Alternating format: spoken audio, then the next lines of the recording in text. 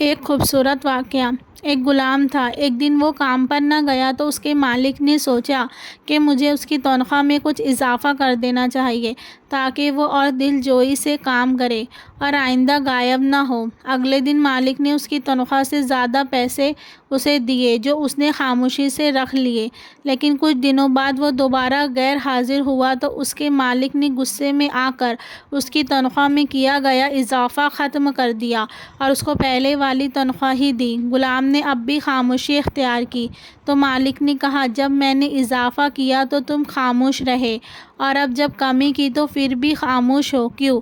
تب غلام نے جواب دیا، جب میں پہلے دن غیر حاضر تھا تو اس کی وجہ بچے کی پیدائش تھی اور آپ کی طرف سے تنخواہ میں اضافے کو میں نے وہ رزق خیال کیا جو وہ اپنے ساتھ لے کر آیا، اور جب میں دوسری مرتبہ غیر حاضر تھا تو اس کی وجہ میری ماں کی وفات تھی اور آپ کی طرف سے تنخواہ میں کمی کو میں نے وہ رزق خیال کیا جو وہ اپنے ساتھ واپس لے گئی۔